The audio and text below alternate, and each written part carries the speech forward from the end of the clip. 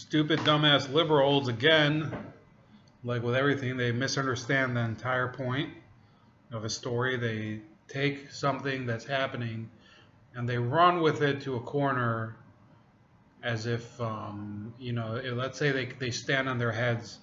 They can claim that the sun is is just flying on the ground. I mean, that's the way that they look at everything. And what am I referring to right now? The Dutch general election that happened yesterday. It was a very well covered election. Usually nobody gives a fuck about the Dutch because they're, people that wear basically plaid shirts and wooden clogs and walk around and basically behave like probably the nicest tourists in the world, but don't really have anything that sets them apart. Now, I'm just kidding. I actually worked with a lot of Dutch people at the company I used to work at. Pretty good people, but nobody really gives a fuck about the Dutch, realistically. And it's probably not, it's probably not justified. I mean, the only thing that people usually care about that happens in Holland is that you can smoke weed in Amsterdam. And apparently they've been changing the laws on that anyway. So it's possible they never will care about Holland again. They're just full of shit. That's how the liberals are. Everything is relevant to them until they find something that kind of disqualifies that institution or that country or that group of people. And after that, they're, fuck, yeah, we don't need you anymore. You're not with it like we are, the progressives. Well, what happened in the general election? I put on a video a few days ago. I said this could be the continuation of the downfall of the European Union, and I'm standing by it. Now, what was the condition I thought would come out? I thought that it was possible. And I said it was possible, I didn't say it was going to happen, that the PVV, the Dutch Freedom Party, would win the highest number of seats in the Dutch parliament. Now be careful. What does that even mean? In Holland, you have 150 members of parliament. In order to even get a majority, in order to nominate a government, in order to, or form a government, as they say, you need 75 seats. That's basic math. You need 75 plus seats. Let's say you have, and that's not limited to one political party. And let me explain. You Americans, like me, who are, analyzing this election, it doesn't work any way like it does over here. Over here, there's a general election. This thing doesn't even exist. We have the Senate has staggered terms, okay? So every 2 years, 33 different seats in the Senate go up for election, and the other 66 aren't up for election. So we never have a general election in the United States Senate, at least. The House goes for elections every 2 years for all the seats, so they have a general election every 2 years. And the presidency has an election every 4 years. So in reality, none of them really have a general election, because a general election really means that the actual government, the entire government, is being elected simultaneously. Now, why do I mean that? In parliamentary proportional systems, like in Holland, like in there's a number of other countries. I think Germany has it too. Israel has it. I've voted in those elections. It kind of got me used to the point that voting sucks, and kind of made me miss the United States. Because it was a really depressing situation where you have, and now I do have dual citizenship. Okay, I'm just putting it out there, but you do have a situation where you can vote in more than one election. Okay, I was legally allowed to vote in both the U.S. and Israeli elections. I didn't vote in the U.S. elections in those years because I didn't think that I had an alternative. I didn't think that there was a candidate out there that I wanted to support. In the Israeli elections, it works differently. Under proportional representation, a party gets into the parliament based on the proportion of the vote that they earn. So it's a percentage. So that sort of thing that we have in that a lot of these progressives are calling for, a lot of these libertarians are calling for. You have the far right are calling for a system like proportional representation in a lot of these countries. What it really means is this: instead of having an up-down option, you go and you fight for a congressional seat. The person with the highest amount of the vote in that constituency wins that House seat, and therefore they get elected to Congress. It doesn't work like that in Holland or any of these other countries. How it works is you get the number of seats that's proportional to your vote.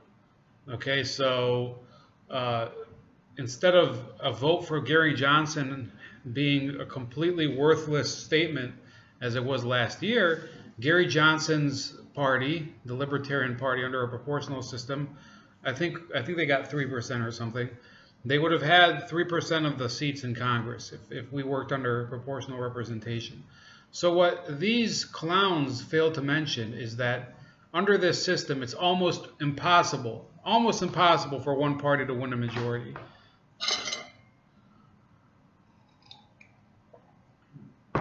And why do I say that? Because the fact is that it doesn't work like it does here with the two-party system or the binary association of liberals with the Democrats and conservatives with the Republicans. Over there, if you splinter off from the old party, you have a legitimate shot of getting elected. All you have to do is really steal as many voters as you can from your old party, and you can get into parliament. Even if you don't get a majority anywhere, you can still get into parliament as long as you keep as long as you're able to just get above a certain threshold. You're in parliament. You have at least one person in parliament. Now, what are the liberals all happy about? There's the Prime Minister of Holland has been reelected. His name is Mark Rutte, or Rutte, I think it might be, R-U-T-T-E. And why are they so happy? He got reelected. He's the current pro-EU Prime Minister of Holland. But what they don't realize is that they're basically acknowledging that they're supporting a conservative elitist, or rather like an elitist fake conservative. That's what Mark Rutte is. He doesn't believe in progressive values. His party is a center-right group. It's almost like I would think of it as Mitt Romney defeating. Or Mitt Romney winning a general election, winning the presidency over somebody like Mike Huckabee. Okay, Mike Huckabee is clearly on the conservative side of the Republican Party. If we're talking about American politics, Mitt Romney's closer to the center. This would be the equivalent of that. Meanwhile, who came in second place? Geert Wilders, I think his name is pronounced, with the Dutch People's Party. The third place was the Christian Democratic Alliance. Okay, they're actually a slightly right-wing party. Then after that is this group where they Democrats 66, and they're a liberal party. So they were the fourth place group. This is what the meaning of the election is. There are three parties that made it into the higher. The three leading parties were a centrist conservative party. They were the winners. A right-wing anti-immigration, anti-EU party, which was second place. That's Geert Wilders. And another moderate conservative party. Those are the ones that won. And they won, let me see here, 73 seats in the parliament. There's also, by the way, a couple of other parties that made it into parliament. Let me give you a small description of them. There's the Forum for Democracy. They're Eurosceptic too. They're actually pretty far right as well. So that's two more. Then there's what is this? Dank. What a name for a party. Dank, and they're they're in Holland. You know what do you have that's dank in Holland? You know, I wonder what that's a real mystery. There's a real mystery message you got there. Dank party. They're actually a multicultural and a typical SJW party. Pro-immigration, pro-Europe. There's another anti-Europe party that won a couple seats in the parliament called the Reformed Political Party. They won 3 seats. They're not as far against Europe as Geert Wilders, but it's still something. So they have 3. So that's 3 plus 2. That's 5 plus Geert Wilders. That's 27. That's 25 seats against the EU. Then there's a pensioners political party. Old people. Who knows what they're voting for in terms of the EU? You got a Eurosceptical environmental party called the Party for Animals. They won 5 seats. You have the Christian Union, another Eurosceptic party. They're not super Eurosceptic, but they're not pro-EU. That's another 5 seats. And then above them you have the Labour Party, led by this guy named Ludwig Ascher. They lost 29 seats. Before this election, they had 38 seats, and now they have 9. That's the Labour Party. They're a pro-EU party. There's these Greens, I think they're called. The Green Left, they're a pro-EU party. They actually gained some seats, probably at the expense of the Labour Party. There's the Socialist Party. They lost a seat. They're down to 14. Then there's Democrat 66, the one I already described. So in the middle, you have the pro-EU bloc. That's 19 plus 14. That's 33 plus 14. That's 47 plus 9. That's 56. Then you have, well, looky here. I mean, they have 56 seats without the conservatives. And then if you add the conservatives, they have 89 seats. So they would have a coalition. That's the point. They have enough people to form a coalition. That's not to say, though, that they won the election. First of all, once you form a coalition, the real issue is not trying to do the best thing for everybody. The real issue is dividing the seats up in the cabinet, and they'll have like a foreign minister in a lot of these countries. The foreign minister will be one of these guys from one of the smaller coalition partners, or usually the second biggest coalition partner, and he'll be the foreign minister. In Britain, they had a coalition government one time in the past 100 years or something, and they divided. That was David Cameron's first government.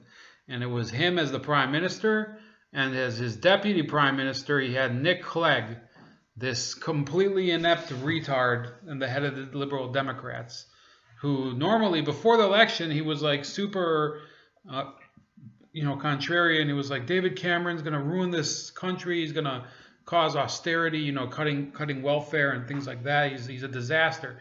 And then he serves as his deputy prime minister. That's what happens in coalition governments. That's what people don't understand about Holland or any of these countries. That's why they're in this situation to begin with, where they're trying to fend off a populist insurgency, electoral insurgency. Let me be clear. They're trying to say, oh, he didn't win the majority of the vote. Nobody wins the majority of the vote, you retard. It's called proportional representation. That means if I get a group of like 7,000 people together, and they're all relatives of mine or relatives of relatives, you get the idea. I can run for parliament if I can generate enough support to make it in with, it says here, I think 1.5%, then I'm in Parliament. I can call the shots. It doesn't work like that in the United States. Over here, the popular vote doesn't mean dick because that's the way the elections work. So basically, this whole left-wing talking point about who won the popular vote and whatever, it's irrelevant because in Holland, the person who won the popular vote didn't win the popular vote. He won a plurality. A plurality in political language is just the largest percentage of votes in a given election. Okay. They won with 21.3%. The next largest party, which was Wilders's, won with 13.1%. The one after that was 12.5%. None of the, even to put together these ruling the four leading parties put together, they make, let me see, 34, 45. Well, the three leading parties have 45%. That's it. In order to form a coalition, they would have to all band together. The rest of the parliament, there wouldn't even be a real opposition because the largest opposition would probably be, 14 seats. Actually, no, look, that's 38, 58. Yeah, they would make it.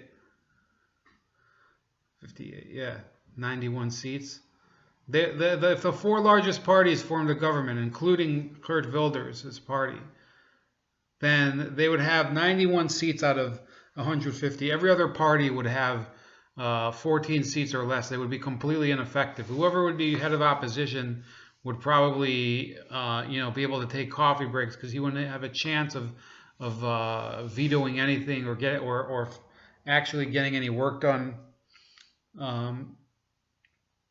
It's a meaningless, it really is a meaningless story to say that the Dutch rejected populism. They rejected, if anybody, they rejected this Labour Party over there. There were a number of parties that simply fell completely apart there. 17 of their seats went to Labour, 17 of Labour seats went to these two other parties, the Democrats 66 and the